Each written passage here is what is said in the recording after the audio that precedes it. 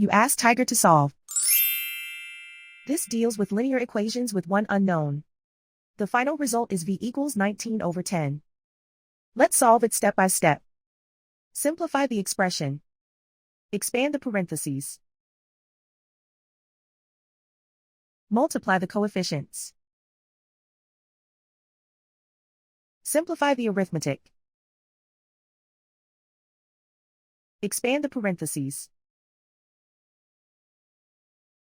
Group like terms. Simplify the arithmetic. Group all constants on the right side of the equation. Subtract 19 from both sides. Simplify the arithmetic.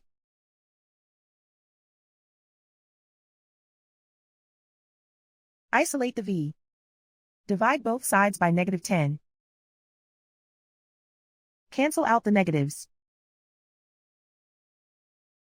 Simplify the fraction. Cancel out the negatives. And so the final result is v equals 19/10.